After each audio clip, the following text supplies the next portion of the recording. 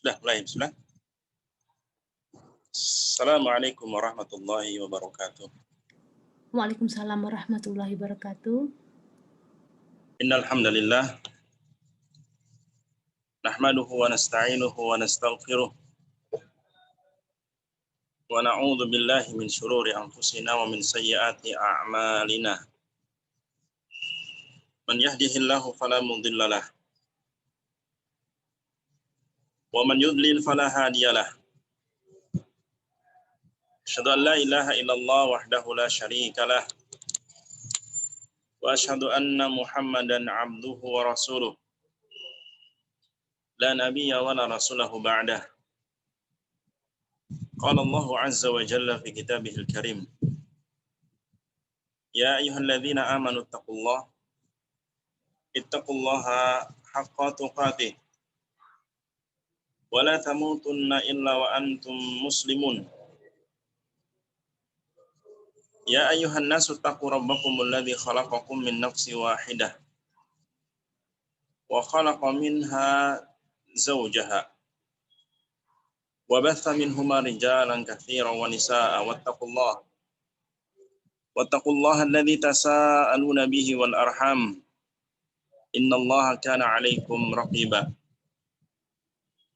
Ya ayyuhalladzina amanu taqullaha wa qulu qawlan sadida yuslih lakum a'malakum wa yaghfir lakum dhunubakum wa man yuti'illaha wa rasulahu faqad faza fawzan 'azima. Fa inna asdaqal hadithi kitabullah wa khairal hadyi hadyu Muhammadin sallallahu alaihi wa alihi wasallam wa syarral umuri muhdatsatuha fa inna kulla muhdatsatin fid dini bid'ah wa kulla bid'atin dhalalah wa kulla dhalalatin finnar. Allahumma salli wa sallim wa barik 'alal Mustafa ar-rahmatil muhda nabiyyina wa rasulina Muhammadin sallallahu alaihi wasallam. Para ummahat dan akhwat yang dirahmati Allah Azza wa Jalla, alhamdulillah di kesempatan Jumat siang hari ini, semoga Allah Subhanahu wa taala memberkahi kita semua sebagaimana hari yang Allah berkahi di hari Jumat, Yaumul Mubarak, hari yang diberkahi Allah Azza wa Jalla, dan juga hari di mana mustajabnya doa. Maka manfaatkan waktu mustajab ini untuk doa-doa kebaikan kita dalam urusan dunia maupun akhirat. Alhamdulillah kita berjumpa kembali di pertemuan rutin kajian bulanan yang insya Allah kita masih membahas tafsir dari surah Al-Qiyamah, dan pertemuan terakhir kita membahas, seingat saya, sampai ayat 23, di mana ayat tersebut menjelaskan kepada kita bahwa Allah Subhanahu wa taala menjanjikan khususnya orang-orang yang beriman di hari kiamat akan mendapatkan nikmat. Allah Subhanahu wa taala akan memberikan nikmat kepada mereka-mereka yang beriman. Dan nikmat utama yang Allah berikan kepada hamba-hamba yang beriman di hari kiamat adalah surga. Surga Allah Subhanahu wa taala. Dan juga nikmat yang lain yang Allah berikan kepada orang-orang yang beriman di hari kiamat, yaitu Allah akan mencerahkan wajah orang-orang yang beriman. Dan juga akan membuat wajah orang-orang yang beriman berseri-seri. Karena yang Allah berfirman di surah Al-Qiyamah ayat 22, wujuhu yawma idzin nadhirah. Wujuhu yawma idzin nadhirah. Wajah-wajah di hari itu akan berseri-seri. Dan itu wajahnya orang-orang ahlu sunnah. Orang-orang yang beriman, khususnya ahlu sunnah. Dan pernah mengatakan bahwa yang dimaksud nadhirah di sini ay hasanahu bahiyah. Hasanahu bahiyah. Allah jadikan wajahnya wajah yang paling baik. Dan wajahnya berseri-seri. Karena Allah Subhanahu wa taala di dalam Al-Qur'an di ayat yang lain, contohnya Allah mengatakan di surah Ali Imran di ayat ke-106, Allah berfirman, yauma tabyaddu wujuh wa taswaddu wujuh. Di hari itu ada wajah-wajah yang Allah cerahkan. Ada wajah-wajah yang Allah jadikan mereka berseri-seri. Siapa mereka? Al-mu'minun, tentunya orang-orang yang beriman. Dan khususnya Ahlus Sunnah wal Jamaah. Wa taswaddu wujuh, dan juga di hari kiamat ada wajah-wajah yang Allah jadikan mereka hitam, gelap, dan mereka muram. Dan sahabat seperti Abdullah bin Abbas, Abdullah bin Mas'ud menafsirkan wajah-wajah yang Allah hitamkan di hari kiamat secara umum al-kuffar, orang-orang kafir. Dan juga kelak orang-orang ahlul bid'ah. Orang-orang ahlul bid'ah sebagian penafsir Abdullah bin Abbas termasuk wajah yang akan Allah gelapkan di hari kiamat disebabkan mereka menyelisih sunnah Nabi Muhammad sallallahu alaihi wasallam. Tapi secara umum bahwa dua golongan, dua kelompok yang akan Allah jelaskan kondisi wajah mereka, yang pertama ahlu sunnah ataupun orang beriman dari ahlu sunnah, yaitu Allah mencerahkan wajah mereka. Sedangkan orang-orang yang Allah gelapkan wajahnya, mereka orang kafir. Karena Allah mengatakan di kelanjutan ayatnya, فَأَمَّا الَّذِينَ اسْوَدَّتْ وُجُوهُمْ أَكَفَرْتُمْ بَعْدَ إِيمَانِكُمْ. Adapun orang-orang yang hitam, wajahnya hitam, yang muka mereka hitam, mereka akan dikatakan di hari kiamat, akafartum ba'da imanikum, kenapa kalian kafir setelah aku beriman? Fadzuqul adzaba bima kuntum takfurun, maka rasakan azab disebabkan kekufuran mereka, kekufuran kalian.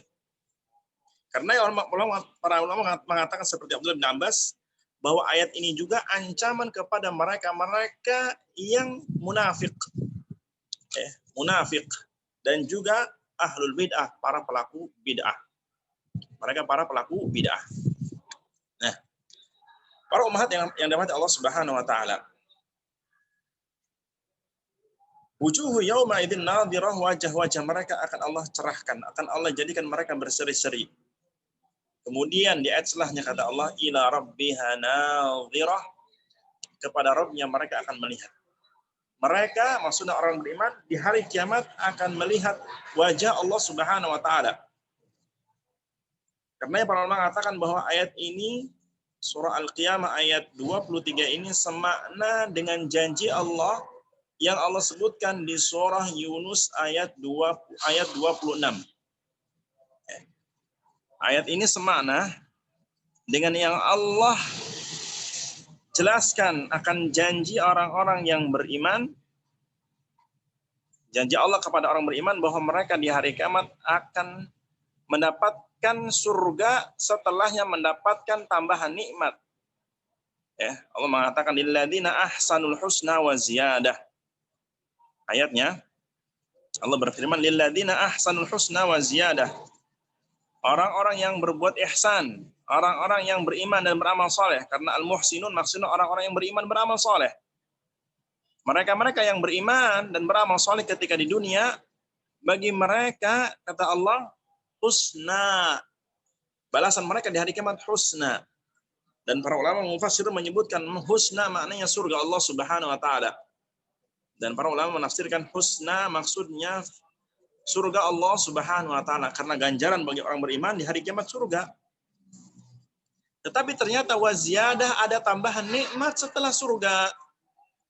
Ada tambahan nikmat setelah surga. Dan para ulama menafsirkan ziyadah di sini maksudnya melihat Allah. Tambahan nikmat bagi orang-orang yang beriman setelah surga, mereka akan melihat Rabb mereka. Seperti dalam surah Al-Qiyamah tadi ayat 23, ila rabbiha nadhirah, bahwa orang-orang yang beriman akan melihat Rabbnya di hari kiamat. Ila rabbiha nadhirah. Dan juga dipertegas waziyadah, ada tambah nikmat buat mereka, yaitu melihat Allah Subhanahu wa taala. Nah, juga kelanjutnya ayat yang Allah mengatakan wala yarhaqu wujuhahum qatarun wala dhillah. Wala yarhaqu wujuhahum qatarun wala dhillah. Dan wajah mereka, wajah orang-orang beriman di hari kiamat tidak akan ditutupi debu yang hitam yang menyebabkan wajah mereka muram, tidak. Wajah mereka tidak akan ditutupi debu hitam dan tidak pula dalam kehinaan. Karena orang-orang yang dihinakan di hari kiamat humul kufar, mereka orang kafir, wal munafiqun, dan orang munafik, wa ahlul bid'ah, dan orang-orang pelaku bid'ah. Adapun orang-orang yang beriman, yang betul-betul beriman mengikuti sunnah Nabi SAW, Allah menyebutkan kepada mereka wala yarhaqu wujuhahum qatar wala dhillah, bagi mereka tidak akan ditutupi debu, wajah mereka tidak akan ditutupi debu hitam, dan mereka tidak akan dihinakan Allah Subhanahu wa taala. Ulaika ashabul jannah, merekalah orang-orang yang akan menjadi penghuni surga. Hum fiha khalidun, dan mereka kekal dalam surga Allah Subhanahu wa taala. Tentang ayat ini dalam sebuah hadis yang diriwayatkan oleh Imam Abu Dawud dan yang lainnya, di mana ketika Nabi SAW membacakan ayat ini, maksudnya membacakan surah Yunus ayat 26. Dari sahabat Suhaib Ar-Rumi, beliau menyebutkan anna Rasulullah sallallahu alaihi wasallam ta'ala hadhil ayah lilladzina ahsanul husna wa ziyadah. Kata beliau bahwa Nabi SAW ketika bersama kami, beliau pernah membaca ayat, dan maksudnya surah Yunus ayat 26. Lilladzina ahsanul husna wa ziyadah. Bagi orang-orang yang beriman, bagi orang-orang yang berbuat ihsan, bagi mereka surga dan tambahan nikmat setelah surga.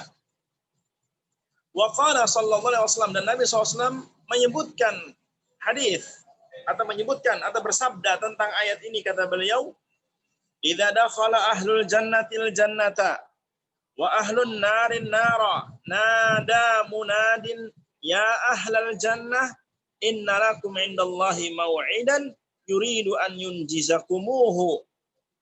Kata Allah Subhanahu wa taala di hadis ini, kata Nabi, jika seluruh penduduk surga semuanya telah masuk surga, dan jika penduduk neraka semuanya telah masuk neraka, nada munadin, setelah itu akan ada seruan. Bahkan dalam riwayat disebutkan bahwa ini terjadi setelah Allah memenggal kematian yang Allah serupakan dengan seekor kambing. Kemudian setelah kematian disembelih oleh Allah Subhanahu wa taala, maka Allah mengatakan kepada penduduk surga, ya ahlal jannah khuludun wala mauta. Wahai penduduk surga, kekalah di dalamnya dan tidak ada kematian bagi kalian.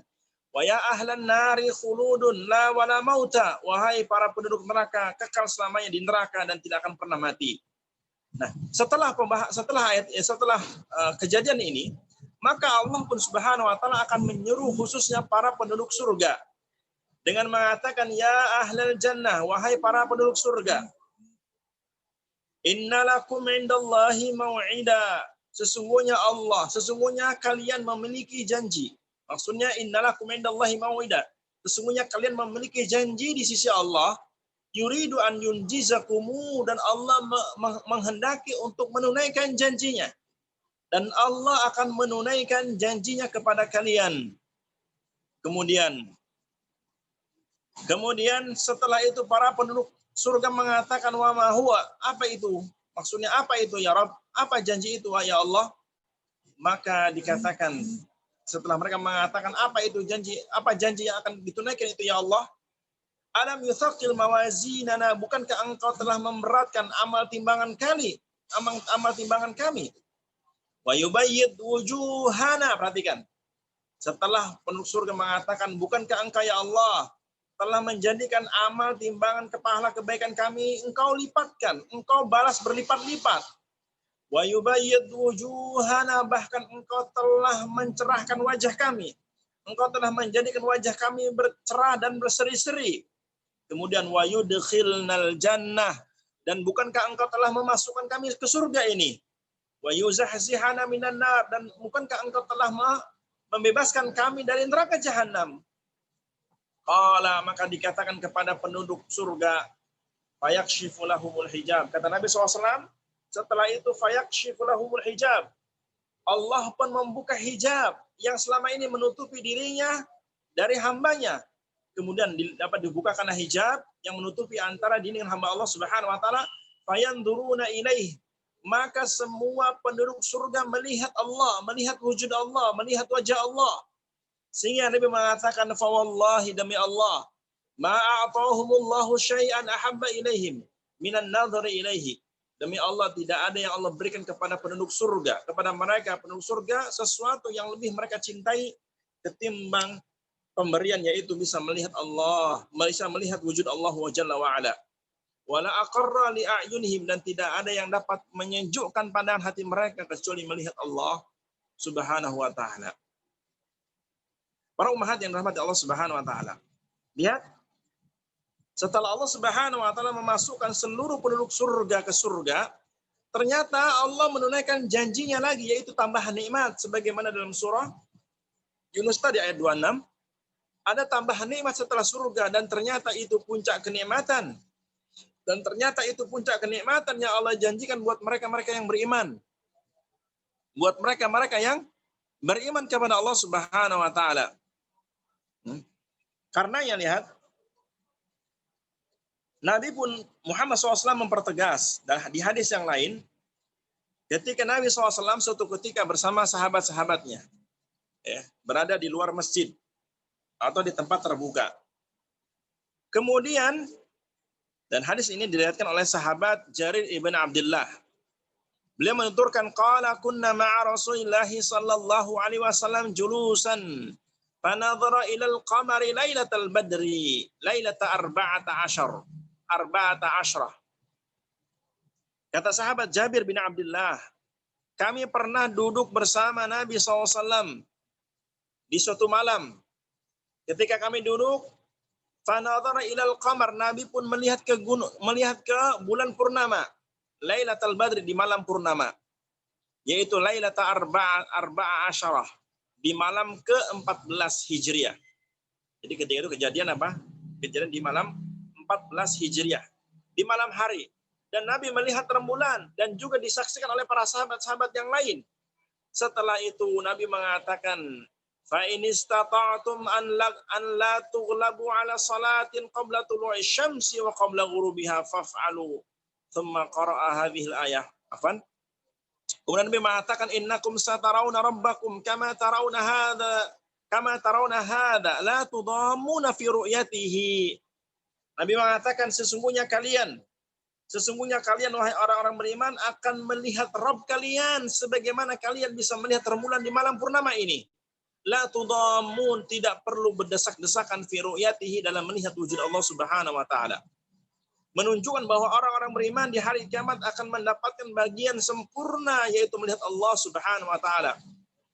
Akan melihat sempurna akan melihat dengan sempurna wujud Allah Subhanahu wa taala dengan mata mereka sendiri. Bahkan Allah Nabi mempertegas di hadis riwayat Imam Al-Bukhari, innakum satarawna rabbakum iyanan. Innakum satarawna rabbakum iyanan. Sungguh kalian akan melihat Rabb kalian dengan mata telanjang. Dengan mata sendiri, dengan mata langsung, tanpa ada alat untuk bisa melihat Allah. Semua hamba-hamba yang beriman, kata Nabi, innakum satarawna rabbakum iyanan. Sungguh kalian akan melihat Rabb kalian di hari kiamat dengan iyanan, dengan pandangan yang sempurna, dengan mata kepala sendiri. Dan ini hadis yang cukup tegas, yang menguatkan firman Allah Subhanahu wa taala, wa ziyadah, bahwa orang beriman setelah surga akan ada tambahan nikmat, yaitu melihat Allah Jalla wa ala. Ila rabbiha nadhirah, kepada Rabbnya orang beriman akan melihat Allah Jalla wa ala. Para ibu dan akhwat yang dirahmati Allah Subhanahu wa taala, lihat, setelah Allah menjelaskan ila rabbiha nadhirah, bahwa orang-orang yang beriman akan melihat Rabbnya di hari kiamat. Kemudian Allah mengatakan di ayat setelahnya, ayat 24, wujuhu yauma idzin basirah. Di hari itu wajah-wajah orang kafir pada hari itu muram. Di hari itu wajah-wajah orang kafir itu muram, gelap. Seperti Allah sebut dalam surah Al-Imran tadi, bahwa wa taswaddu wujuh, ada wajah-wajah yang Allah gelapkan. Siapa? Al-kufar, yaitu orang-orang kafir. Wujuhu yauma idzin basirah. Wajah-wajah orang kafir pada hari itu muram, hitam. Dan As-Sa'di rahimahullah menyebut dalam tafsirnya, ai mu'basatan wa mukaddaratan, bahwa orang-orang kafir wajah mereka di hari kiamat dengan masam, wa mukaddarah, dan penuh debu, khasyi'atan dzalilah, wajah mereka dihinakan oleh Allah Subhanahu wa taala.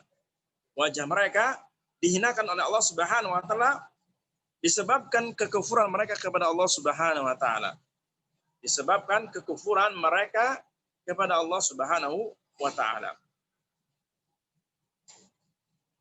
Kemudian setelahnya Allah mengatakan setelah wujuhu yauma idzim basirah, wajah-wajah mereka akan gelap. Akan Allah gelapkan. Disebutkan tadzunnu ayyuf'ala biha faqirah, mereka yakin bahwa akan ditimpakan kepadanya malapetaka yang sangat dahsyat. Di selain mereka akan digelapkan wajah mereka, ternyata setiap orang-orang kafir meyakini pasti mereka akan dihinakan oleh Allah dengan kehinaan yang sangat dahsyat. Mereka akan merasakan kehinaan setelahnya yang lebih dahsyat. Karena Masya Allah ya, sebagaimana kalau kita membaca hadis tentang fase kematian seorang hamba dari meregang nyawa sampai di alam kubur, ketika orang-orang kafir masuk liang lahat dan ditanya oleh malaikat Munkar Nakir dan tidak bisa menjawab pertanyaan malaikat Munkar Nakir, setelah itu kata Nabi SAW dalam hadis yang panjang, hadis yang disebutkan oleh sahabat Barra ibn Azib, bahwa Nabi SAW menyebutkan kelak orang-orang kafir setelah mereka tidak bisa menjawab pertanyaan dua malaikat, maka mereka akan diazab, dan bentuk azabnya diantaranya kata Nabi SAW disebutkan wa afrishuhu minan nar, bentangkan permadani dari neraka yang itu dari api, wa albisuhu minan nar, dan kenakan pakaian dari neraka. Yang kedua. Yang ketiga kata Nabi SAW waftahu lahu baban ilan nar, dan bukakan pintu menuju neraka. Disebut dalam hadis 3 poin, dibentangkan permadani dari neraka, dikenakan pakaian dari neraka. Yang ketiga kata Nabi akan dibukakan pintu menuju neraka. Dan ketika itu kata Nabi SAW, muntinan nar. Ketika itu, ketika pintu-pintu menuju neraka dibukakan oleh Allah, maka setiap orang-orang kafir di alam kuburnya mencium bau busuknya neraka jahanam. Mencium bau busuk neraka jahanam. Fayash'uru biharriha, dan mereka merasakan panas neraka dari kejauhan. Dan mereka merasakan panasnya neraka dari kejauhan. Kemudian yang keempat kata Nabi SAW, wa yudayyiqu qabrahu, dan Allah mempersempit kuburannya. Setelah itu yang keempat, ada mereka kata Allah, kata Nabi SAW, Allah akan mempersempit kuburan mereka hatta takhtaliya adla'u, sampai tulang rusuk mereka apa? Tulang belum mereka apa? Remuk. Karena dihimpit bumi.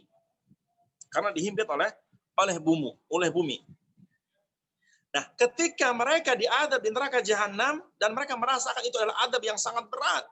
Akhirnya saking beratnya adab neraka jahanam, mereka meminta kepada Allah, Rabbi la tuqimus sa'ah. Rabbi la tuqimus sa'ah, ya Rabbu, jangan ditegakkan hari kiamat. Mereka meminta kepada Allah untuk jangan sampai adanya hari kiamat. Sudah hari kiamat dihapus. La tuqimus sa'ah. Jangan kau tegakkan hari kiamat ya Rabb. Karena kami, kata mereka, kami tidak sabar, kami tidak tahan dengan adab kubur. Mereka merasakan bahwa adab kubur adab yang sangat pedih. Padahal ternyata adab kubur merupakan adab awal sebelum mereka merasakan hakikat adab neraka jahanam. Karenanya mereka menyangka, mereka yakin bahwa adab yang mereka dapatkan setelahnya akan lebih dahsyat. Mereka yakin azab setelahnya akan lebih dahsyat. Sehingga mereka tadzunnu ayyuf'ala biha faqira, mereka yakin bahwa akan ditimpakan kepada mereka malapetaka yang sangat dahsyat setelahnya. Sebagaimana orang beriman yakin bahwa keimanannya kepada Allah, amal soleh yang ia kerjakan akan mendapatkan balasan di dunia dengan nikmat-nikmat dan taufik untuk beribadah, dan yang lebih dahsyat di hari kiamat mereka akan mendapatkan surga, dan puncaknya akan dapat melihat Allah Jalla wa'ala sebagai puncak kenikmatan. Adapun orang kafir tidak. Keyakinan mereka kelak bahwa mereka akan mendapatkan adab yang lebih dahsyat dari adab kubur. Sehingga mereka faqirah, mereka merasa akan mendapatkan malapetaka yang sangat besar. Juga di ayat setelahnya Allah mengatakan kalla idza balagatit taraqi wa qila man raq. Kata Allah, Kalla idza balaghatit taraqi wa qila man raq. Tidak, apabila nyawa telah sampai kerongkongan. Ini pertanda bahwa ketika nyawa seorang hamba sudah sampai kerongkongan menunjukkan datangnya hari kiamat pada dirinya. Karena yang pertama mengatakan bahwa kiamat itu ada dua macam. Kiamat itu ada dua macam. Yang pertama namanya kiamat sughra, kiamat kecil. Yang kedua kiamat kubro, kiamat besar. Kiamat besar itu, kiamat kecil itu contohnya apa? Kematian yang datang menghampiri seseorang berarti datangnya hari kiamat kepada dirinya. Seseorang yang datang ajalnya menunjukkan datang hari kiamatnya. Sedangkan hari kiamat besar maksudnya kehancuran alam semesta ini. Semua akan Allah hancurkan dan tidak ada yang tersisa. Semua akan Allah hancurkan. Tidak ada yang disisa Allah Subhanahu wa taala. Dan ternyata orang-orang yang akan merasakan besarnya azab Allah di hari kiamat mereka orang-orang kafir yang tidak beriman kepada Allah Subhanahu wa taala. Sehingga mereka meyakini bahwa azab yang akan mereka rasakan begitu berat. Kalla idza balaghatit taraqi, ketika nyawa sudah sampai di kerongkongan sebagai tanda hari kiamat kepada orang kafir ini. Maka ini menunjukkan bahwa ketika nyawa sudah di kerongkongan menunjukkan semua yang kaitannya dunia sudah mulai putus. Semua yang kaitannya dunia sudah mulai putus. Ketika nyawa sudah di kerongkongan berarti sudah di ambang pintu, ruh akan keluar dan pada akhirnya putuslah semua kaitan dengan dunia kecuali yang dikecualikan. Apa yang dimaksud putusnya semua berkaitan dengan dunia? Semuanya. Semuanya. Termasuk amal saleh. Kecuali yang dikecualikan. Dan Nabi menyebutkan sesuatu yang tetap nyambung kepada seorang hamba di alam kuburnya, 3 hal kata Nabi. Nabi mengatakan dalam hadisnya, idza mata ibnu Adam, idza mata ibnu Adam inqata amaluhu illa min 3. Jika anak Adam mati maka terputus amalannya kecuali 3. Kecuali 3. Yang pertama, sedekahun jariyah, sedekah jariyah. Maksud sedekah jariyah, sedekah yang manfaatnya terus mengalir. Yang kedua, au ilmun yuntafa'u bih. Au ilmun yuntafa'u bih, ilmu yang diberi yang manfaat, ilmunya manfaat diamalkan banyak orang. Terutama ilmu din. Karena landasan kebaikan ilmu ada pada ilmu agama Allah. Sedangkan ilmu-ilmu yang lain, ilmu-ilmu dunia menjadi baik ketika pelakunya beriman kepada Allah Subhanahu wa taala dan beramal saleh. Ketika tidak maka tidak ada manfaat sedikit pun. Karena orang-orang kafir yang menguasai ilmu-ilmu dunia, mereka tidak akan mendapat balasan. Meskipun ilmunya bermanfaat buat manusia, tetapi hakikatnya tidak manfaat buat dirinya sendiri. Demi Allah contoh ya. Seandainya penemu listrik itu orang mukmin demi Allah sampai detik ini pahalanya mengalir dengan catatan ikhlas ya. Sekiranya penemu listrik ini seorang muslim mukmin dan beriman kepada Allah dan ikhlas dalam menemukan listrik ini, maka sudah berapa triliun atau berapa ratus triliun amalan yang sampai kepada ini, bahkan mungkin tak terhitung. Tetapi disebabkan orang-orang pelakunya tidak beriman, maka sekiranya orang-orang kafir memiliki kebaikan sepenuh bumi, tidak akan Allah berikan balasan sedikit pun. Ya, dalam surah Al-Furqan ayat 23 Allah mengatakan, wa qadimna ila ma 'amilu min 'amalin faja'alnahu haba'an mantsura. Kelak kami akan tampakkan amalan-amalan baik orang kafir. Kami akan memperlihatkan amal-amal baik orang kafir, kebaikan-kebaikan orang kafir. Tetapi setelah Allah tampakkan di hari kiamat, faja'alnahu haba'an mantsura. Kami jadikan amalannya bagaikan debu yang berterbangan. Kenapa Allah jadikan debu yang berterbangan? Karena amalan-amalan baik orang kafir tidak memiliki bobot sedikit pun di sisi Allah, disebabkan mereka tidak beriman kepada Allah Subhanahu wa taala. Disebabkan mereka tidak beriman kepada Allah Subhanahu wa taala, maka sebanyak apapun amalan yang mereka miliki dari amal-amal dunia, kebaikan-kebaikan dunia, tidak akan ada nilainya sedikit pun di sisi Allah Subhanahu wa taala. Nah, ini yang dimaksud terputus amalannya. Yang ketiga, awaladin saleh yad'ulah, atau dia memiliki anak saleh yang ia tinggalkan dan anaknya betul-betul menjadi saleh karena apa? Karena usaha dirinya, min kasbi amalih, termasuk dari upayanya membimbing anaknya sehingga anaknya menjadi anak yang saleh. Ketika dia mati mendoakannya kata Nabi, awaladin saleh yad'ulahu, atau meninggalkan anak yang saleh yang senantiasa mendoakan dirinya. Terlebih ketika si anak tersebut sering mendoakan orang tuanya, maka akan banyak kebaikan yang akan ia dapatkan. Bahkan dalam hadis disebutkan bahwa innallaha la yarfa'u darajatal walidayh fil jannah bisababi istighfari auladihim. Atau kama qala Nabi SAW, sungguh Allah akan mengangkat derajat seorang ayah atau ibu di surga disebabkan permohonan ampun anaknya untuknya. Jadi ternyata apa? Seorang anak yang sering mendoakan ayahnya, ibunya, terutama yang sudah meninggal, itu akan menjadikan Allah akan mengangkat derajat si ayah dan ibu di surga Allah Subhanahu wa taala. Akan Allah angkat derajat. Ini yang amalannya masih apa? Nyambung, ketika dia sudah mati pun akan nyambung. Tetapi tetapi selain ini tidak akan nyambung, semuanya terputus. Sehingga di sini disebutkan bahwa kalla idza balagati taraqiya wa qila man raq. Apabila nyawa telah sampai di kerongkongan, maka dikatakan kepadanya siapa yang dapat menyembuhkan, siapa yang dapat menghindari dari kematian. Karena kematian sesuatu yang tidak bisa dihindari. Allah menyebutkan dalam surah Al-Jumu'ah di ayat yang ke-7 atau ke-8, qul innal mautal ladzi tafirruna minhu fa innahu mulaqikum. Katakan wahai Rasul, sesungguhnya kematian yang kalian pengen lari dari kematian, sesungguhnya kematian akan datang menghampirimu dimanapun kau berada.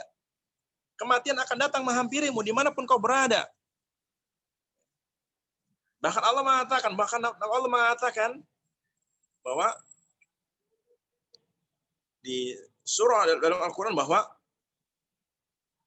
sekiranya ada seorang hamba bersembunyi dalam sebuah benteng yang kokoh untuk menghindari kematian, maka tidak akan sanggup menghindari kematian. Tidak akan sanggup. Karena Allah mengatakan di surah di dalam Al-Quran tentunya, di surah An-Nisa,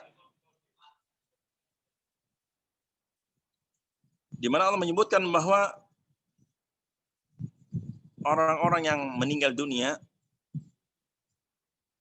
maka meskipun mereka bersembunyi dalam sebuah benteng yang kokoh, maka kematian tetap akan tembus dan menghampiri dirinya. Karena Allah berfirman dalam surah An-Nisa ayat 78, di potongan ayatnya, aina ma takunu yudrikumul maut walau kuntu fi burujim musyayyadah.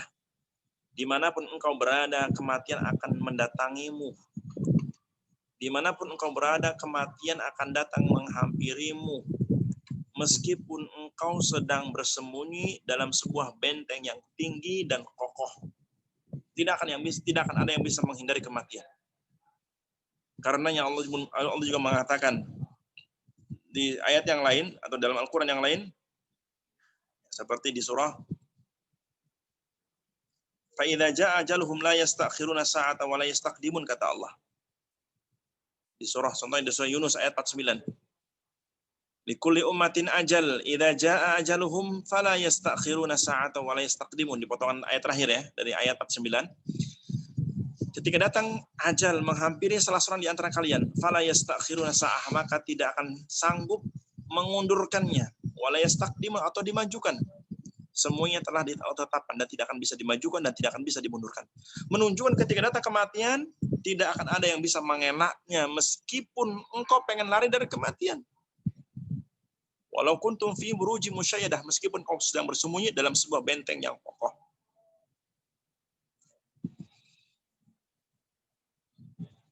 Juga Allah mengatakan, kelanjutan ayatnya, kata Allah Subhanahu wa taala, wa dhanna annahu al-firaq, dan mereka yakin itulah hari perpisahan dengan dunia. Setelah mereka datang kematian dan ajalnya dan nyawanya sudah di kerongkongan, maka setiap mereka akan meyakini itulah hari perpisahan dengan dunia dan tidak bisa dielakkan. Itulah hari perpisahan dengan dunia dan tidak bisa dielakkan. Wal tafatis saqu bisaq, bahkan akan bertautan, akan berdempetan betis kanan dan betis kiri. Wal tafatis saqu bisaq, akan bertautan, akan saling berdekatan antara betis kiri dengan betis kanan, pertanda nyawa keluar. Pertanda nyawa keluar. Ila rabbika yauma idzinil masak, kepada Tuhanmu lah pada hari itu akan dikembalikan, akan dihalau, akan kembali kepada Allah Subhanahu wa taala. Karenanya ketika datang ajal menghampiri seorang dan dicabut nyawanya, makanya kita mengucapkan inna lillahi wa inna ilaihi raji'un. Sesungguhnya kita ini milik Allah, wa inna ilaihi raji'un, dan pasti kita itu akan kembali kepada Allah Subhanahu wa taala. Tidak ada yang bisa mengelak. Makanya ketika datang kematian, semua akan terputus kecuali 3 tadi. Termasuk kesempatan taubat dari dosa, tidak akan Allah terima karena sudah putus. Nabi mengatakan di hadis yang lain, innallaha yaqbalu taubata 'abdin ma lam yugharghir. Sesungguhnya Allah Subhanahu wa taala akan menerima taubat seorang hamba selama nyawa belum di kerongkongan. Sesungguhnya Allah akan senantiasa menerima taubatnya seorang hamba, termasuk orang yang kafir menyatakan diri mau beriman, tetapi menyatakannya sebelum nyawa di kerongkongan akan Allah terima. Tetapi ketika nyawa sudah di kerongkongan, maka pernyataan iman ketika itu tidak akan diterima Allah Subhanahu wa taala. Sebagaimana pernyataan taubat tidak diterima Allah Subhanahu wa taala. Karena Nabi mengatakan innallaha yaqbalu taubata 'abdin ma lam yugharghir. Sesungguhnya Allah senantiasa akan menerima taubatnya seorang hamba selama lam yugharghir, nyawa belum di kerongkongan. Ketika nyawa di kerongkongan, maka apa? Itu alamat putusnya dengan perkara-perkara dunia. Dan semuanya apa? Tidak akan manfaat lagi, apa? Termasuk sedekah, termasuk taubat, termasuk pernyataan iman kepada Allah Subhanahu wa taala. Karenanya, lihat Fir'aun ketika nyawa sudah di kerongkongan, kemudian Fir'aun hampir tenggelam, maka Fir'aun menyatakan diri beriman ketika nyawanya sudah di kerongkongan. Dan itu bisa dilihat dalam surah Yunus ya. Dalam surah Yunus ayat 90, ayat 91. Di ayat 90 ketika Allah menjelaskan ketika Fir'aun dan bala tentaranya mengejar Nabi Musa dan orang-orang Bani Israel sampai di Laut Merah. Kemudian Nabi Musa diperintahkan Allah untuk memukul tongkatnya kepada di pinggir pantai, yang akhirnya laut terbelah. Dan akhirnya dengan izin Allah, Allah perintahkan Nabi Nuh dan kaumnya untuk melewati laut tersebut yang sudah terbelah. Kemudian ternyata Fir'aun mengejarnya sampai ketika orang-orang Bani Israel hampir selesai, ternyata Fir'aun dan bala tentara sudah di tengah-tengah lautan. Yang pada akhirnya setelah Allah selamatkan Nabi Musa dan pengikutnya melewati lautan, maka Allah pun memerintahkan Nabi Musa, setelah Allah menyelamatkan Nabi Musa dan bala tentaranya, Nabi Musa dan kaumnya yang beriman, maka Allah perintahkan Nabi Musa untuk memukul tongkatnya ke pantai, yang akhirnya air laut yang terbelah tadi kembali menyatu, yang pada akhirnya Fir'aun pun tenggelam.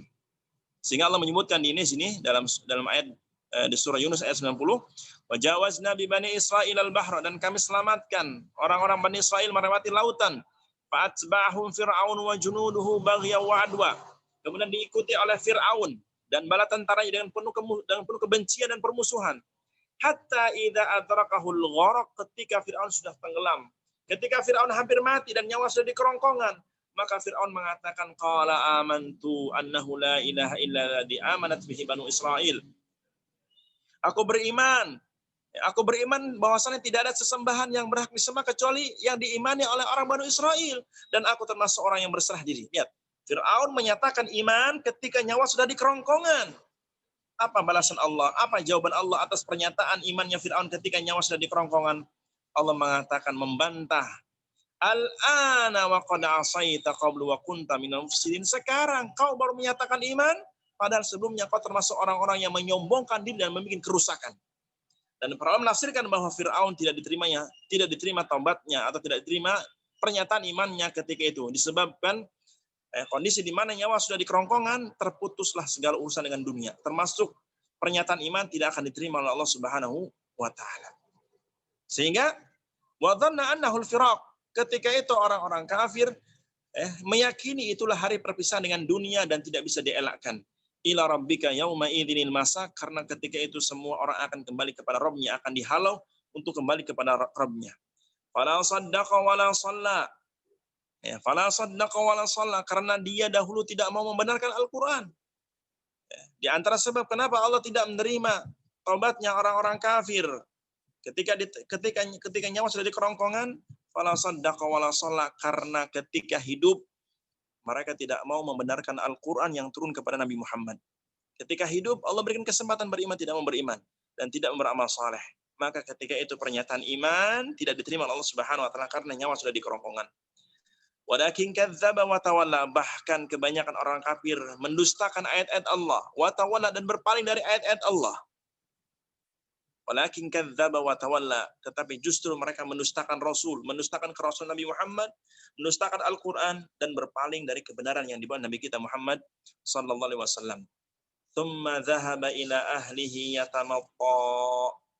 Ketika itu disebutkan, kemudian dia akan pergi kepada keluarganya dengan sombong.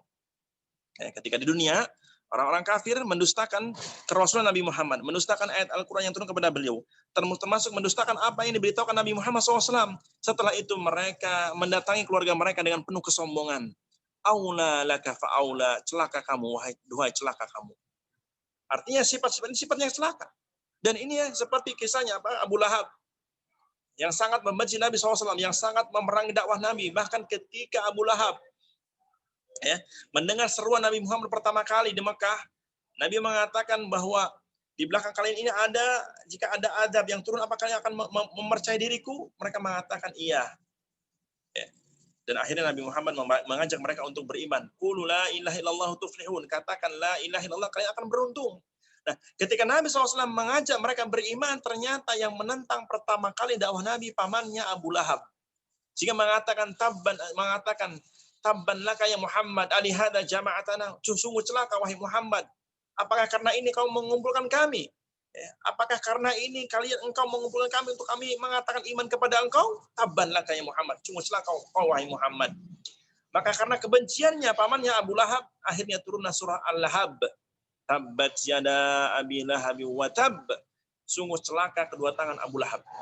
Ayat ini sebagai bantahan atas ucapan Abu Lahab yang menyatakan diri sungguh celaka engkau wahai Muhammad, padahal Nabi Muhammad adalah Rasulullah Subhanahu wa taala. Sehingga Allah pun membantah pernyataan Abu Lahab bahwa yang benar adalah tabbat yada abi lahab wa tab. Sungguh celaka. Tabbat yada abi lahab wa tab. Sungguh celaka kedua tangan Abu Lahab. Artinya yang celaka mereka-mereka yang kafir. Meskipun di dunia mereka datang dengan penuh kesombongan. Karena ketika Abu Lahab setelah mengatakan celaka engkau wahai Muhammad, ia balik kepada keluarganya, menemui istrinya dan mengatakan, sungguh aku tadi telah mencela Muhammad. Sungguh aku tadi telah mencela Muhammad. Dia menyatakan kebencian kepada istrinya, kepada keluarganya, dan menyatakan kesombongan terhadap Muhammad. Tsumma aula laka fa'aula. Sungguh celaka dan kamu yang paling celaka. Ayahsabul insanu ayyutraka suda. Dikiranya orang-orang kafir menyangka bahwa kehidupan mereka di dunia hanya sebatas sia-sia saja, tidak akan ditanya Allah di hari kiamat. Padahal dengan tegas Allah mengatakan, wa ma khalaqtul jinna wal insa illa liya'budun. Tidaklah aku ciptakan jin dan manusia kecil untuk beribadah kepadaku. Maka dengan tegas Allah menyebutkan dalam Al-Quran di surah Al-Mu'minun di ayat ke-115, Allah berfirman, afa hasibtum annama khalaqnakum abatha wa annakum ilaina la turja'un. Apakah kalian mengira wahai manusia, sesungguhnya kami menciptakan kalian itu main-main, tidak ada konsekuensi, tidak ada tujuan dari penciptaan kalian? Wa annakum ilaina la turja'un, atau kalian menyangka bahwa kalian tidak akan kembali kepada kami? Lihat, Allah mempertegas dengan sangat tegas di surah Al-Mu'minun ayat 115. Afa hasibtum annama khalaqnakum abatha. Apakah kalian menyangka Allah itu kami, itu Allah menciptakan kalian itu sia-sia, tidak ada konsekuensi, tidak ada perintah, tidak ada konsekuensi setelah kematian? Wa annakum ilaina la turja'un, dan kalian tidak akan dikembalikan oleh Allah. Fata'ala Allahul Malikul Haq. Maha suci Allah, Rabb yang memiliki segala kebenaran, yang memiliki kebenaran. La ilaha illahu rabbul arsyil karim. Tidak ada sembah yang berkenan sembah kecuali Dia, Allah Rabb, pemilik arsy yang sangat mulia. Nah, para jamaah yang dirahmati Allah, para ummahat dan akhwat yang dirahmati Allah Subhanahu wa taala. Allah menyatakan, ayahsabul insanu ayyutraka suda. Apakah mereka mengira akan dibiarkan begitu saja? Jawabannya tidak sama sekali. Bahkan kalau kita melihat ketika Allah Subhanahu wa taala melahirkan kita, mengeluarkan kita dari perut ibu kita, Allah telah mempersiapkan rezekinya. Menunjukkan bahwa Allah Subhanahu wa taala ketika menciptakan kita, Allah jamin rezeki kita. Bahkan ketika Allah mengatakan, wa ma khalaqtul jinna wal insa illa liya'budun, bahwa Allah Subhanahu wa taala tujuan menciptakan manusia untuk beribadah kepada Allah, maka Allah utus seorang rasul untuk menjelaskan bagaimana beribadah kepada Allah. Allah utus seorang rasul untuk memberi contoh bagaimana beribadah kepada Allah, menunjukkan Allah tidak menyia-nyiakan kehidupan seorang hamba.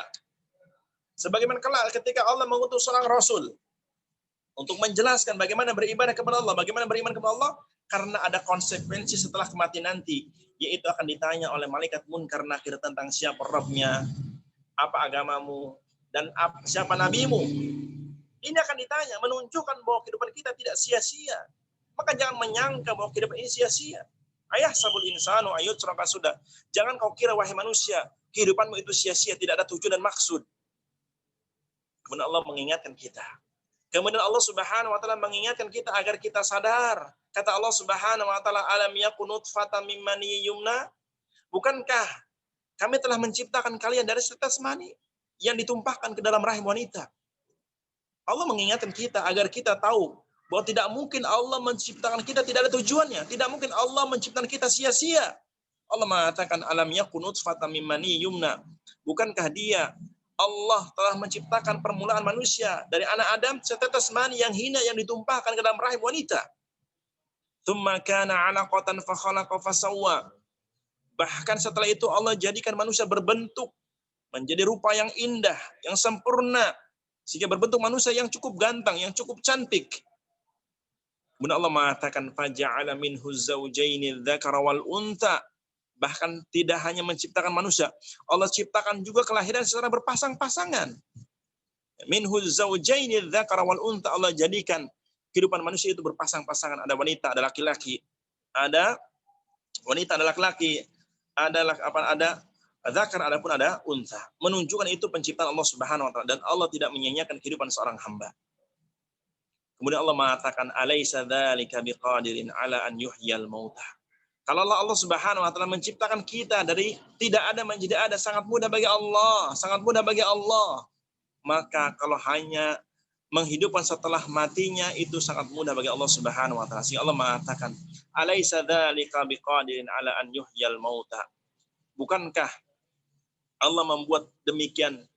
Bukankah Allah menciptakan manusia kuasa dari tidak ada menjadi ada sangat mudah, apalagi kalau hanya menghidupkan setelah matinya. Apalagi menghidupkan setelah matinya. Karenanya sungguh sesuatu yang sangat luar biasa dari pernyataan orang-orang kafir yang Allah sebutkan dalam surah Yasin. Dalam surah Yasin ayat 77 sampai ayat 79. Allah mengatakan bagaimana keadaan orang kafir yang mengingkari adanya hari berbangkit setelah hari kiamat. Kata Allah, awalam yaral insanu anna khalaqnahu min nutfah fa idza huwa khasimun mubin. Apakah manusia menyangka kami menciptakan manusia dari setetes mani? Tidakkah manusia memperhatikan bahwa Allah Subhanahu wa taala menciptakan manusia dari setetes mani dan dibentuk menjadi manusia yang indah? Fa idza huwa khasimun mubin. Setelah menjadi manusia dewasa, dan Allah sempurnakan akalnya, Allah sempurnakan penglihatannya, Allah sempurnakan hatinya, Allah sempurnakan pendengarannya, ternyata huwa khasimun mubin, ternyata menjadi musuh yang nyata bagi Allah Subhanahu wa taala. Ternyata selama jadi manusia yang sempurna, ternyata manusia Allah, tidak mau beriman kepada Allah, tidak mau beribadah kepada Allah. Menjadi musuhnya Allah Subhanahu wa taala. Bahkan dengan lantangnya orang kafir mengatakan, wa daraba lana mathalan wa nasiya khalqah. Orang kafir hendak membantah Allah dengan memberikan perumpamaan, tetapi lupa dengan awal penciptaan. Kata mereka, qala man yuhyil idhama wa hiya ramim. Siapa yang sanggup menciptakan, siapa yang sanggup menghidupkan manusia setelah mati dan menjadi tulang belulang? Mereka berpikir nggak ada yang bakal sanggup menghidupkan manusia setelah mati dan menjadi tulang belulang. Sehingga Allah mengatakan, "Qul," jawab wahai Rasul kepada orang-orang kafir seperti ini. Yuhyihal ladzi ansha'aha awwala marrah. Yang sanggup menciptakan manusia, yang sanggup membangkitkan manusia setelah matinya, utuh setelah menjadi tulang belulang, yang telah menciptakan pertama kali itu Allah Subhanahu wa taala. Wa huwa bikulli khalqin alim, karena Allah Maha sanggup terhadap segala penciptaannya. Allah Maha mengetahui terhadap segala penciptaannya. Para ummahat dan akhwat yang dirahmati Allah Subhanahu wa taala. Jadi ayat ini atau surah Al-Qiyamah menjelaskan kepada kita bahwa hari kiamat itu pasti akan datang. Hari kiamat pasti akan datang. Dan bukti hari kiamat akan datang kematian seorang hamba. Bukti hari kiamat akan datang yaitu kematian setiap kita. Karena ketika kita mati menunjukkan datangnya hari kiamat kepada kita yang dikenal dengan hari kiamat sughra. Ketika datang ajal menghampiri kita masing-masing menunjukkan datang hari kiamat itu kepada kita masing-masing. Dan kelak puncaknya hari kiamat ketika datang kehancuran alam semesta menunjukkan semua akan binasa yang ada di alam semesta ini. Dan kedatangan hari kiamat ternyata cepat. Dalam surah An-Nahl ayat 77 Allah berfirman, "Walillahi ghaibus samawati wal ard, wa ma amru sa'ati illa kalamhil basar." Dan milik Allah lah perkara gaib baik yang ada di langit maupun di bumi. Dan tidaklah perkara datangnya hari kiamat kecuali datangnya bagaikan kedipan mata, au huwa aqrab atau bahkan lebih cepat dari itu semua. Innallaha ala kulli syai'in qadir, sesungguhnya Allah Maha sanggup atas segala sesuatu. Sesungguhnya Allah sanggup atas segala sesuatu. Karena di ayat setelahnya kalau lihat kita apa menjadi renungan bagi kita. Setelah Allah menjelaskan bahwa hari kiamat itu datangnya dengan segera, dengan cepat. Di ayat setelahnya ayat 78 dari surah An-Nahl. Wallahu akhrajakum min butuni ummahatikum la ta'lamuna syai'ah. Allah lah yang telah mengeluarkan kalian dari perut ibu kalian dengan kondisi tidak tahu apa-apa. Setelah terlahir kata Allah wa ja'ala lakumus sama, kami jadikan pandangan mereka pandangan yang sempurna. Wal absara, dan kami jadikan pandangan mereka pandangan yang sempurna. Wal afidah, dan kami jadikan hati mereka hati yang sempurna ketimbang makhluk yang lain. Tujuannya apa? Kata Allah la'allakum tashkurun. Tujuannya agar engkau menjadi hamba yang bersyukur, yaitu beriman kepada Allah Subhanahu wa taala. Bukan hamba-hamba yang kufur, bukan hamba-hamba yang huwa khasimun mubin menjadi musuh nyata bagi Allah. Demi Allah, Allah tidak menginginkan ketika Allah menciptakan kita, menyempurnakan penciptaan kita, memberi kita rizki, semata-mata agar kita bersyukur kepada Allah, beribadah kepada Allah, dan berterima kasih kepada Allah Subhanahu wa taala. Bukan menjadi musuh nyata bagi Allah Subhanahu wa taala. Jadi sekali lagi bahwa ayat ini atau surah Al-Qiyamah menjadi pengingat bagi kita bahwa hari kiamat itu pasti akan datang. Cukuplah kematian sebagai nasihat bagi kita. Dan kematian yang datang menghampiri salah seorang dari sahabat kita menunjukkan itulah datangnya kematian kepada seorang. Dan kita yang menyaksikan pun akan siap-siap menanti kedatangnya hari kiamat berupa kematian yang akan menghampiri kita masing-masing. Semoga Allah Azza wa Jalla menjadikan kita orang-orang yang istiqamah di atas ketaatan sampai ajal menjemput kita masing-masing. Sebagaimana Allah berfirman dalam Al-Quran surah Ali Imran ayat 102. Ya ayyuhalladzina amanu taqullaha haqqa tuqatih wa la tamutunna illa wa antum muslimun. Wahai orang-orang yang beriman, bertakwalah kalian kepada Allah dengan sebenar-benarnya takwa, dan janganlah kalian mati kecuali Islam, iman masih melekat pada hatimu. Dan juga Allah berfirman dalam surah Al-Hijr ayat terakhir, wa'bud rabbaka hatta ya'tiyakal yaqin. Sembahlah Rabbmu sampai datang ajal. Sembahlah Allah, beribadahlah kepada Allah, tetap ibadah, tetap bersyukur sampai ajal datang menghampiri kalian masing-masing. Kiranya ini saya yang dapat sampaikan, mudah-mudahan bermanfaat. Dan semoga kajian singkat ini mengingatkan saya pribadi dan jamaah sekalian, khususnya ibu-ibu dan para akhwat, agar kita mempersiapkan kematian dengan amal saleh. Karena kata para salaf, orang yang cerdas itu bukan orang yang pandai mengurusi urusan dunia, bukan. Orang yang cerdas itu orang yang pandai mempersiapkan diri untuk kehidupan setelah kematian. Orang yang pandai, orang yang cerdas, orang yang senantiasa siap-siap mempersiapkan diri untuk kehidupannya setelah kematian. Ya. Dan ini sebagaimana firman Allah dalam surah Al-Qasas ayat 77. Allah berfirman, wabtaghi fima ataqallahu ad-daral akhirah wa la tansa nasibaka minad dunya wa ahsin kama ahsanallahu ilaik. Dan upayakanlah kebahagiaanmu di negeri akhirat. Upayakanlah kebahagiaanmu di alam kubur. Dengan apa? Dengan beramal soleh, dengan beriman dan beramal soleh di dunia ini. Dengan memanfaatkan nikmat-nikmat yang Allah berikan untuk beriman, beramal soleh, sehingga kita mati di atas iman dan amal soleh. Tetapi Allah mengatakan, wa la tansa nasibaka minad dunya. Tetap jangan lupa untuk menikmati kehidupan dunia, tetapi seperlunya. Nasibaka, sesuai dengan kebutuhanmu. Wa ahsin, dan berbuat baiklah. Dengan beriman kepada Allah dan beramal soleh. Kama ahsanallahu ilaik, sebagaimana Allah telah berbuat baik kepada kita. Sebagaimana Allah telah menciptakan kita, memberi kita rezeki, dan memberi nikmat-nikmat yang lain, maka kita pun harus berbuat baik kepada Allah dengan beriman dan beramal soleh. Hadza wallahu a'lam bishawab. Wa sallallahu wasallam ala nabiyyina Muhammad wa ala alihi wa sahbihi wasallam. Baik, silakan bagi yang mau bertanya. Kajian dan akhir surah Al-Qiyamah telah selesai. Setelah kita akan membahas di pertemuan yang akan datang di tema yang lain insyaallah. Baik, silakan bagi yang mau bertanya silakan Bu. Jazakallah khair Ustadz. Alhamdulillah kita telah mentuntaskan ya Ustadz ya, ini sampai ayat ke-40 dari surat Al-Qiyamah. Kepada para ummahat kami persilahkan apabila ada pertanyaan berkaitan dengan surat Al-Qiyamah, tafsir surat Al-Qiyamah, bisa langsung untuk menyampaikannya ke Ustadz.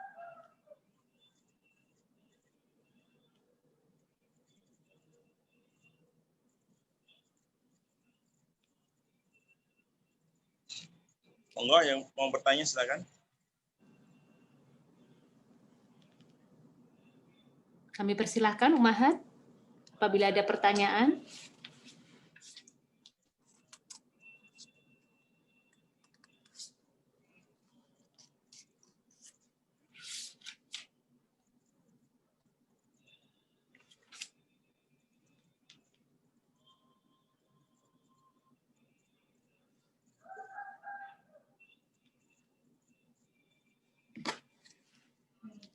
Saya cek dari WA ya Ustadz. Yang di chat Bu, ada yang dari chat, silakan. Chat, saya cek dulu, belum ada. Dari WA juga belum ada.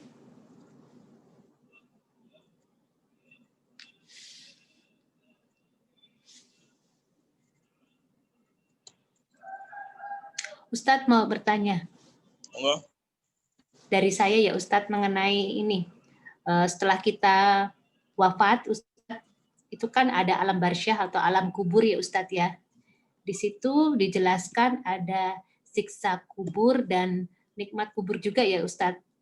Yeah. Nah, itu untuk ya, seperti manusia pada umumnya pasti kan selalu ada dosa ya Ustadz. Itu berarti bisa dapat dua-duanya ya Ustadz. Kalau nikmat bisa dapat dua-duanya, maksudnya bisa dapat siksa dan nikmat sekaligus gitu di alam kubur itu, seperti kayak di neraka, seperti di alam akhirat nanti. Baik. Pertama, bahwa para ulama menjelaskan apakah alam kubur bagian dari kehidupan akhirat. Di sini ada dua pendapat. Bahwa alam kubur, yang pertama mengatakan bahwa alam kubur bagian dari kehidupan akhirat. Alam kubur pendapat pertama menyatakan bahwa alam kubur bagian dari kehidupan akhirat. Ya. Sedangkan pendapat yang kedua mengatakan bahwa alam kubur bukan bagian dari kehidupan akhirat. Karena Allah mengatakan dalam surah Al-Mu'minun ayat 100, wa min waraihim barzakhun ila yaumi yub'atsun. Wa min waraihim barzakhun ila yaumi yub'atsun, bahwa alam kubur setelah alam kehidupan maksudnya ada alam kematian yang dikenal alam barzakh atau alam kubur. Alam ini alam penantian sampai hari berbangkit, sampai hari kiamat. Nah, pendapat itu menyatakan bahwa alam kubur bukan bagian dari kehidupan akhirat, tapi lebih kepada alam penantian. Akan tetapi alam penantian pun ada nikmat dan azab. Ya. Karena sebenarnya mengatakan jika di alam kuburnya mendapatkan nikmat, maka fase-fase berikutnya dari kehidupan akhirat akan menjadi ringan. Sebaliknya ketika di alam kuburnya mendapatkan azab, maka fase setelahnya akan lebih dahsyat dan lebih mengerikan. Nah, apakah orang-orang yang beriman tapi berbuat dosa, apakah di alam kubur yang mendapatkan nikmat dan azab? Allah alam, zahir hadis menyatakan di hadis Bara ibn Azib, jika dia orang-orang beriman, orang yang beriman dalam artian betul-betul beriman kepada Allah, maka dia akan bisa menjawab pertanyaan dua malaikat. Ya, dan ini artinya keselamatan. Bagaimana dengan dosa yang belum bertobat? Apakah akan diazab? Sedangkan dia mukmin, jawabannya iya. Ya, jawabannya iya. Sebagaimana kisah Nabi SAW ketika melewati dua kuburan, yang Nabi mengatakan innahuma yu'adzaban, sesungguhnya dua orang ini lagi diazab. Ya. Sesungguhnya dua orang ini lagi diazab. Tapi Nabi tidak menyebut apakah orang ini mukmin apakah kafir, tidak. Tapi yang jelas zahirnya bahwa dua orang ini apa? Muslim. Okay. Dua orang yang diadab, dan tidak mereka diadab kecuali dalam perkara yang ringan menurut mereka. Dan tidak ada perkara ringan insya Allah. Tidak ada perkara dosa ringan insya Allah. Yang pertama kata Nabi disebabkan dosa namimah, ngadu domba. Ngadu domba artinya bagi para pelaku namimah ini ringan, tetapi insya Allah berat. Karenanya adabnya juga berat. Yang kedua, tidak bersuci setelah buang air. Nah, ini pun dianggap ringan oleh para pelaku orang yang buang air sembarangan. Tetapi ternyata menjadikan dia diadab di alam kubur. Apakah orang-orang yang beriman akan mendapat adab di alam kuburnya disebabkan dosa yang belum bertaubat? Jawabannya bisa apa? Iya. Jawabannya iya. Tapi tentunya adab yang Allah berikan di alam kubur bagi orang-orang yang berbuat dosa dan dia beriman tidak sebagaimana orang-orang yang kafir. Yang jelas kalau orang kafir di alam kuburnya adabnya sangat berat. Sehingga dalam hadis Bara ibn Azib ketika orang kafir diperlihatkan neraka, ya diperlihatkan neraka artinya apa? Dia memang orang kafir. Dia minta kepada Allah jangan ditegakkan hari kiamat, menunjukkan bahwa adab kelak di hari kiamat lebih dahsyat dari itu. Adapun orang yang beriman, kalaulah dia diadab, maka tentunya adabnya tidak seperti orang kafir. Sebagaimana kelak di hari kiamat, kalaupun orang-orang kafir, orang-orang mukmin yang berbuat dosa dan belum bertobat dari dosanya akan diadab, tentunya adabnya tidak sebagaimana orang-orang kafir. Karena Allah akan mengeluarkan orang beriman dari neraka jahanam yang masih memiliki iman meskipun sedikit. Iya. Demikian jawabannya, Bu. Wallahu a'lam bishawab. Jazakallah khair, Ustaz. Ada pertanyaan lagi, Ustaz? Monggo. Ustadz mau bertanya, Afwan, ini mungkin di luar dari tema. Bagaimana sikap kita sebagai seorang muslim menyikapinya dengan penghinaan Nabi dan dengan produk yang diboikot sudah tidak menggunakan? Bagaimana jika yang bekerja di sana adalah orang muslim? Apakah kita berdosa karena bisa jadi ada PHK? Baik. Pertama, pembahasan boikot ini memang menjadi hangat di kalangan ahlul ilmi ya, para thalabul ilmi. Sebelum kita bahas tentang bagaimana orang yang bekerja di perusahaan kafir, sedikit saya singgung tentang masalah boikot. Di kondisi di mana sekarang lagi marak tentang pelecehan orang-orang kafir dari Perancis, terutama presidennya terhadap Nabi kita Muhammad SAW. Yang pertama, memang sebagian ustadz berpendapat bahwa tidak bolehnya memboikot, karena boikot itu urusan negara. Maka dalam hal ini saya menjawab, yang pertama, kalau yang dimaksud boikot dalam artian menstop produk-produk dari negeri Prancis ke Indonesia, jika ini dilakukan maka ini hak wewenang penguasa. Embargo istilahnya, embargo ataupun pemboikotan lah produk barang yang sehingga tidak masuk ke negeri Muslim. Ini memang haknya pemerintah, penguasa. Tapi yang kedua, jika maksudnya pemboikotan dalam artian seorang Muslim, individu Muslim tidak mau menggunakan produk-produk kafir, khususnya orang-orang di Prancis atau dari negeri Prancis disebabkan presidennya mencela Nabi kita Muhammad SAW, maka ini hal yang tidak melanggar syariat insya Allah. Karena toh, kalaupun Anda, apalagi orang-orang yang mungkin di desa yang tidak pernah memakai produk-produk modern, mereka tidak pernah menggunakan produk orang kafir. Ya. Maka jika Anda yang di kota yang terbiasa memakai produk-produk orang kafir, ternyata berkenaan dengan ini, Anda stop, tidak lagi menggunakannya, ini hal yang baik insya Allah, tidak masalah. Dan insya Allah bagian dari kecintaan ataupun wujud dari rasa cinta kepada Nabi kita Muhammad SAW. Walaupun tadi konsepnya, ya, maksudnya apa? Tidak menggunakan produk. Adapun yang dimaksud embargo, boikot dalam ranah mencetop barang-barang Prancis ke sini, itu memang haknya wewenang pemerintah. Ya, wallah alam. Adapun orang yang bekerja di di perusahaan kafir seperti Prancis, bagaimana hukumnya? Jawabannya bahwa hukum asalnya boleh sebenarnya, mubah. Hukum asalnya mubah. Nah, dalam kondisi seperti ini, kalau sekiranya dia keluar orang yang bekerja ya, tentunya orang yang bekerja di perusahaan Prancis, dalam kondisi seperti ini mereka mau keluar tidak bekerja di perusahaan tersebut dan ada solusi yang lain, maka itu jauh lebih baik. Ya, jauh lebih baik. Tapi kalau memang belum mampu, ya sekuatnya. Dan berdoa kepada Allah minta solusi yang terbaik. Jadi seperti itu. Ya, wallahu a'lam bishawab. Baik, Ustadz. Terima kasih. Ada pertanyaan lagi, Ustadz? Monggo. Bismillah. Afwan, Ustadz, mohon izin bertanya di luar tema. Ini mengenai sholat sunnah syuruk. Misalkan Ana ba'da sholat subuh di rumah tidak beranjak dari tempat sholat, tetapi Ana mendengarkan kajian, lalu zikir pagi, dan di sela-selanya karena masih efek mengantuk, Ana tiduran di atas sajadah. Sesekali terbangun, tetapi kadang juga sempat tertidur. Sampai tahu-tahu kajian usai sekitar jam 6.15. Apakah jika dengan keadaan nyambi tiduran atau bahkan sempat tertidur, setelah terbangun ana masih bisa melakukan sholat sunnah syuruk di jam 6.15 tersebut. Untuk niat rukun dan tata cara bacaan surat sholat sunnah syuruk bagaimana ya Ustadz? Jazakallahu khairan. Baik, saya jawab. Pertama tentang hukum syuruk atau sholat isyraq. Sholat syuruk atau isyraq sama aja ya. Isyraq, syuruk sama aja. Pertama, para ulama mengatakan bahwa hadis tentang sholat isyraq itu dhaif. Sebagian ulama berpendapat bahwa hadis isyraq itu dhaif atau sholat isyraq itu dhaif. Tapi sebagian menghasankan. Seperti Syekh Al-Albani rahimahullah, wallahu alam, beliau menyatakan bahwa hadisnya hasan. Dan hadis hasan termasuk derajat hadis yang diterima untuk diamalkan. Nah, karenanya sebagian ulama yang berpendapat hasannya derajat hadis tentang isyraq, maka mereka minimal mengerjakan isyraq itu tidak mudawamah. Tidak mudawamah itu apa? Tidak mesti tiap hari, tidak. Terkadang. Nah, dan ketentuan isyraq itu tadi, sebagaimana dhahir hadis, sebagaimana maknanya disebutkan bahwa setelah sholat subuh dia tidak berpindah dari tempat dia sholat. La yansarifu an musolah, tidak berpaling dari tempat di mana dia sholat. Kalau di masjid berarti di masjid sampai matahari terbit dan dia tunggu sejenak kemudian dia sholat. Tentang niatnya, niat sholat isyraq, amalannya seperti umumnya sholat sunnah 2 rakaat. Ya.